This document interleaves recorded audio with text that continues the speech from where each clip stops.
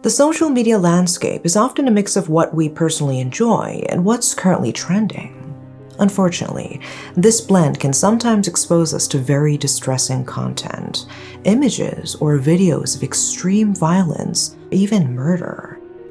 A particularly shocking example of this occurred in 2022 in Iran. In a vast city in a public area known as Kasai Square, a horrifying incident took place. Mona Heydari, a man, was seen publicly displaying the severed head of a woman. The victim was his 17-year-old wife, Mona Heydari. This brutal act was captured on video and quickly spread across various social media platforms, sparking widespread outrage and horror. To understand the circumstances that led to this tragic and gruesome event, we need to delve into the specific context and details surrounding it in Iran. Let's delve into the death of Mona Heydari.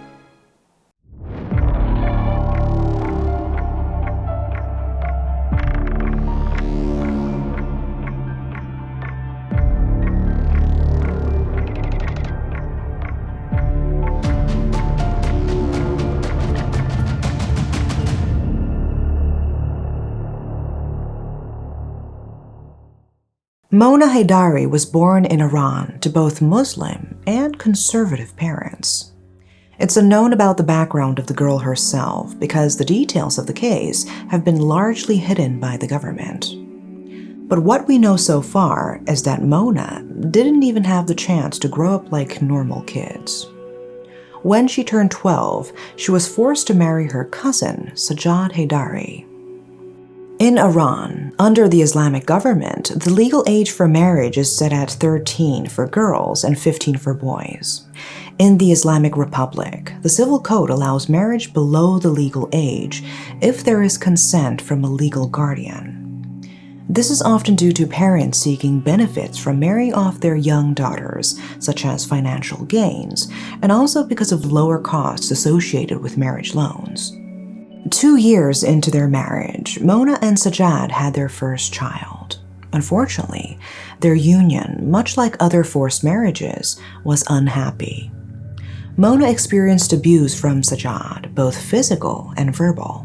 In her Muslim community, divorce carried a heavy stigma, especially for women. This cultural bias made it difficult for Mona to leave the marriage. Additionally, the divorce process was more challenging for women than men. While men could easily declare divorce, women had to go through court proceedings. Mona frequently fled from her home to escape the unbearable abuse. She would seek refuge with her parents, tearfully pleading for their assistance. However, her parents were of little help, often persuading her to return to Sajjad. After a few days, Sajjad would take her back, a routine that seemed normal to her parents, but felt like a return to torment for Mona. This constant cycle meant that Mona, even in her childhood, never truly experienced genuine affection. She was denied the opportunity to fall in love and choose her own partner, a dream far removed from her reality. Now, with a child of her own, Mona felt an overwhelming obligation to stay, pressured by the responsibility towards her baby. This desire for safety and love might have driven her to explore online sites. She was 17 when she started talking to a man named Ali.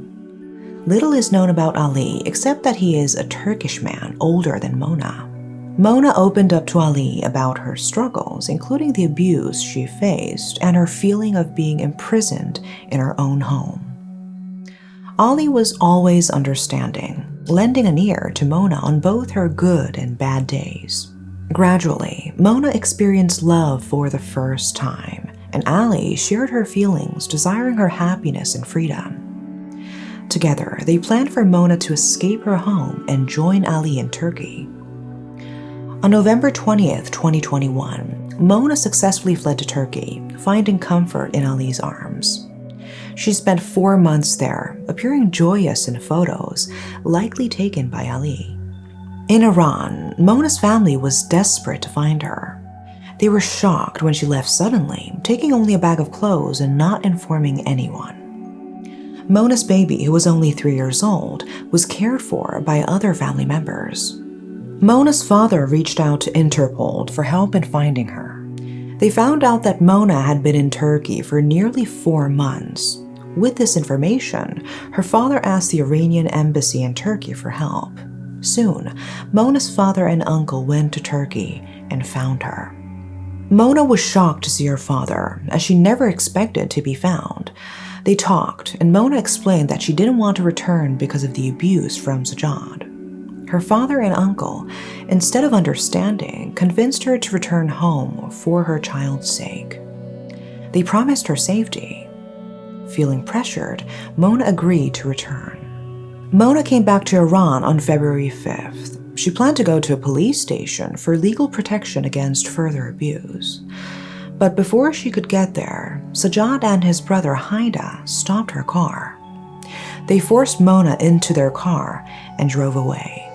They brought Mona to the house she once shared with Sajjad. Despite her fierce resistance, she was overpowered by the two men.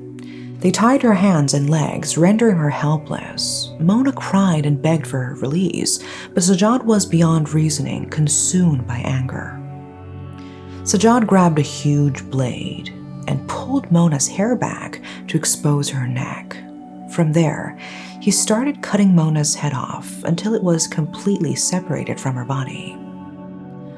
Mona's headless body was then rolled in a thick blanket, and the two men carried it to another neighborhood. After disposing of the body, Sajjad strolled through the neighborhood, holding her head, appearing to flaunt it like a trophy. He was seen grinning. You can see here that he showed no remorse for the crime he had committed. Witnesses, shocked by the scene, quickly contacted the police.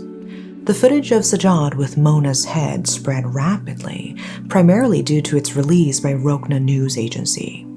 However, Rokna's website was subsequently suspended for posting distressing images and disturbing public tranquility.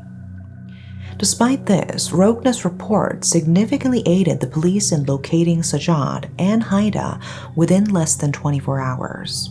Sajjad and Haida were arrested on the day of the murder. During the investigation, Sajjad's mother was also questioned. She admitted that Sajjad had a history of violence towards Mona, often threatening to kill her when angry. Regarding the murder, she did not deny her son's involvement, but claimed it was not without reason. Sajjad's mother revealed that Ali had been sending Sajjad photos of himself with Mona during her stay in Turkey. Ali's intention was to show Sajjad that Mona was happier away from his abusive environment. This provoked bitterness and resentment in Sajjad towards both Ali and Mona, fueling a desire for revenge against Mona for what he perceived as her betrayal. According to Sajjad's mother, his actions were a form of honor killing. Honor killing involves murdering a family member believed to be compromising the honor of their family or a specific family member. While it implies that any dishonorable act could lead to such a killing, victims are predominantly women and girls. In such cases, the killing usually requires approval from the family's head. In this scenario, Sajjad murdered Mona, feeling that his honor as a man was undermined after learning she was happier with another man, implying infidelity. However, he did not seek Mona's parents' permission for the act. The Islamic Penal Code, implemented in some Islamic countries, includes provisions for punishing adultery, sometimes with death. In honor-killing cases, the perpetrator can be arrested, but the punishment is often less severe than expected for murder. Iran applies this law as written in the Islamic Penal Code. In January 2023, the trial for Mona's murder began. Initially, Mona's father considered applying the Qisas law, a principle of an eye for an eye, from the Islamic Penal Code against Sajjad and Haida. However, he changed his stance, siding with Sajjad, as he deemed his daughter's actions unacceptable. Consequently, the murder was not pursued with the expected severity. Mona's father also defended his decision to marry her off at 12, claiming it was to prevent her from engaging in zina, such as dating. He portrayed Sajjad as a hard-working man who provided well for Mona and claimed that since she never sought a divorce, he believed everything was acceptable, despite witnessing her distress.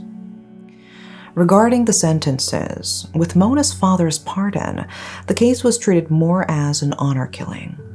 Judiciary spokesman Masoud Setayeshi announced that Sajjad was sentenced to 7.5 years for murder and an additional 8 months for assault. Heydari received a 45-month sentence for being an accomplice.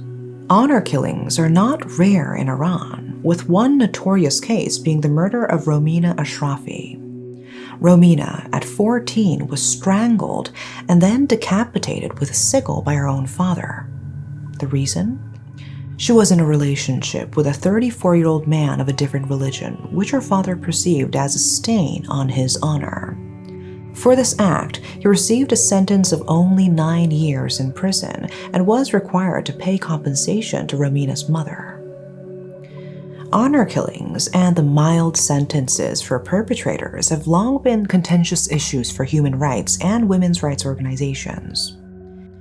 Taking a life over the concept of tarnished honor is seen as oppressive and immoral.